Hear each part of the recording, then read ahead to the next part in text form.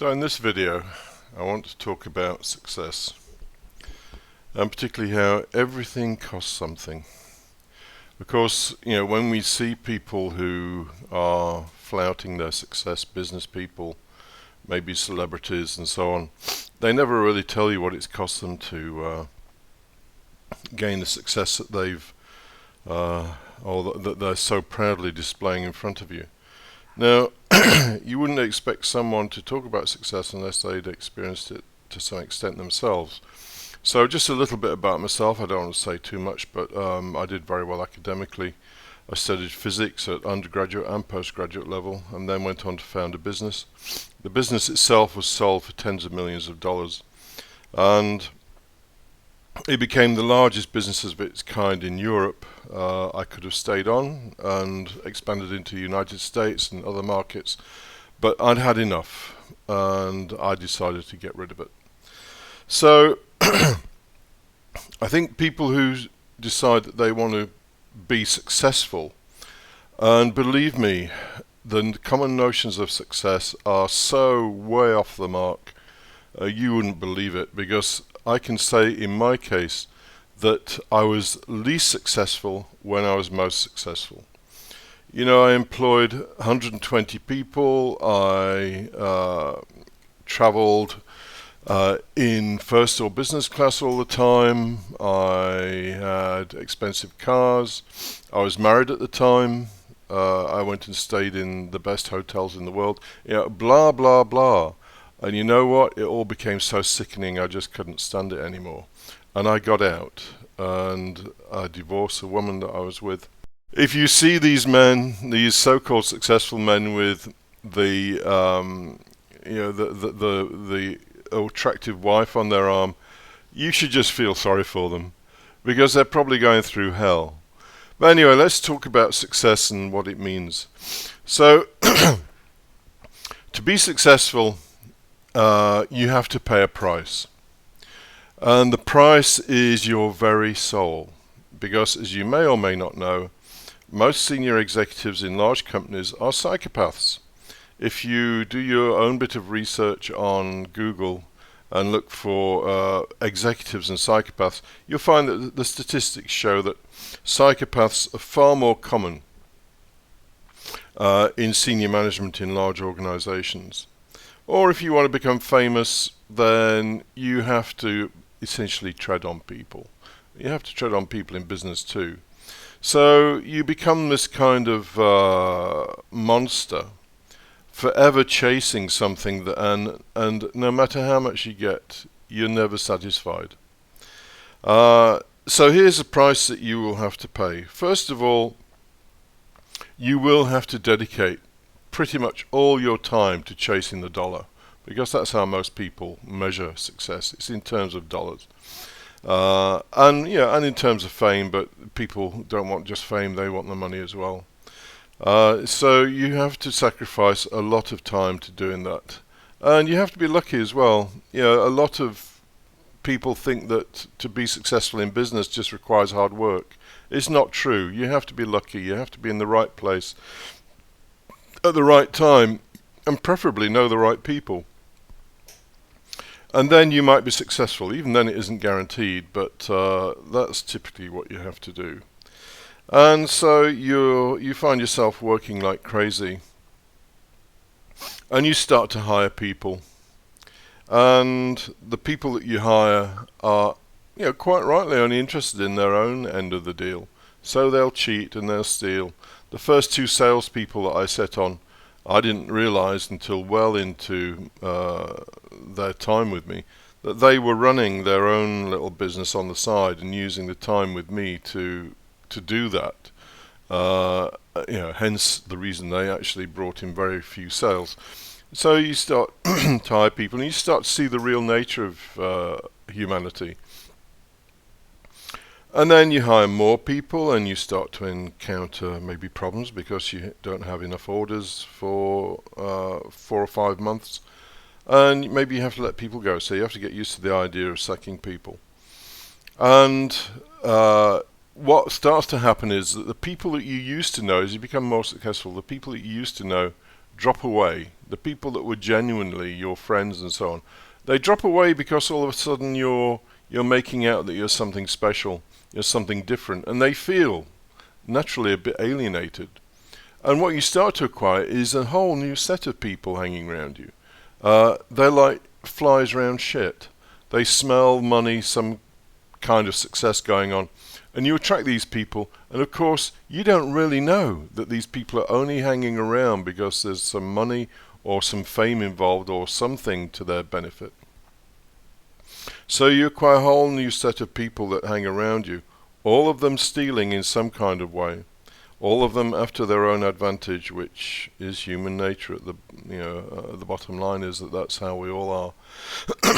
Your marriage partner, if you're married, will change in nature completely. Your kids will start to think they're special. And before you know it, you've got this monster on your hands that is extremely difficult to deal with. You do all the things that wealthy people are supposed to do. You stay at top hotels, and you find that all the people in those hotels are freaks. They're people who've either inherited money or they've made money by some sort of horrible means. And they're people without any real sense of value of themselves or their lives. So I remember, laying on the sunbed next to one guy who's a middle-aged guy. I guess he was about mid-50s. And this gorgeous young thing came and lay down next to him. And obviously this was his little piece that he picked up because he was rolling in cash. And I remember her saying to him, "You haven't bought me anything for a whole day." And I looked at his face, and he was already fed up with it. This is what his money had got for him. Some parasite hanging on his side, wanting him to buy a present every day, and no doubt it was a fairly expensive present. So when you think about success, you should know that big cash balance in your bank account comes at a very, very high price. A price that is almost certainly bound to make you unhappy and to bring some level of despair about life. If you when I look at wealthy people now, and I live in a country where there are a lot of wealthy people, I don't live amongst them. That is the last thing on this planet I would do. I live actually away from those people. I live with just the simple people. I live in a fairly simple country in Europe. So what I do is I stay away from the people who've got the money and the Porsches and all the rest of it, because they're almost unbearable to be with. Their life consists of bragging about their next holiday, their next yacht they're going to buy, whatever it is that they think gives them credibility in other people's eyes. So I stay away from those people. And I live among the simple people because they're happy. So there's a measure of success. And in fact, it's the only measure of success. Happiness is the only measure of success.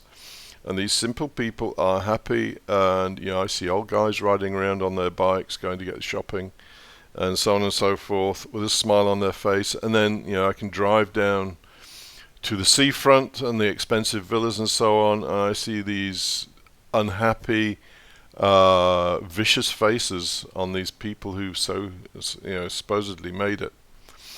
So the price they paid is huge, and they're no longer in contact with anything that's basically human. Everything is about the buck, whether they can get that Porsche for an extra couple of grand cheaper than the guy in the shop is trying to sell it to them, whether they can screw some other guy over a property transaction or whatever. And if they don't manage, and they're all screwing each other. So this is what you need to think about when you start to think about success. Now, I've already mentioned that the only measure of success is happiness. And unfortunately, our society seems to have forgotten this fact, because, of course, our society, our whole economy is driven by the notion of more and more and more. So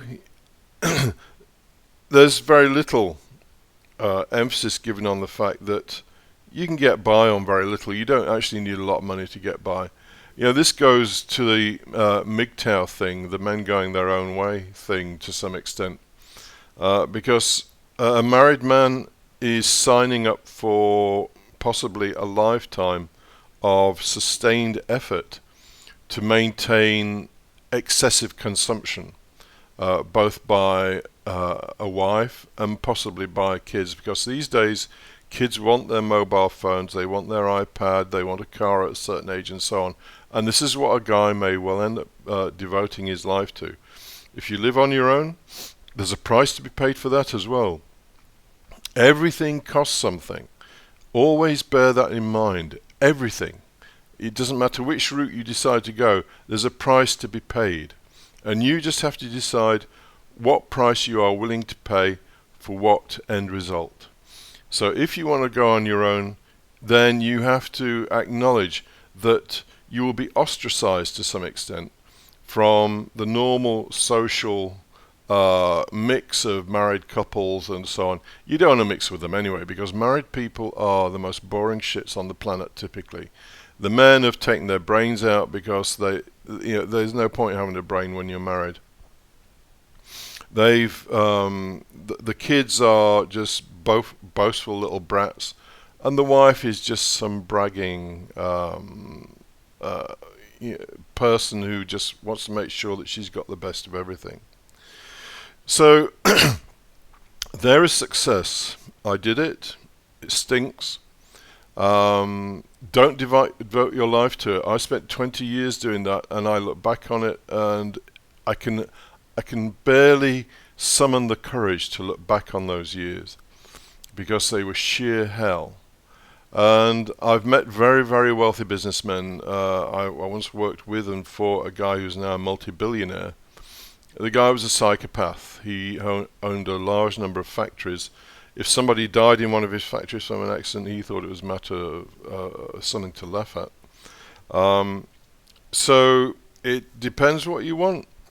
You know, decide what you want and go for that. But I would strongly advise that you do not swallow the bullshit that this society puts out about acquiring lots of money or fame or whatever it is that's being promoted, and that you do your own thing. And doing your own thing means really understanding yourself and what is of real value. You can live very simply, very cheaply. Save your money, don't spend it, so that you can get out of the fucking system as quickly as you can. Because the system itself is just a heartless machine, and you don't want to be in there any longer than you have to. Anyway, speak to you on the next video.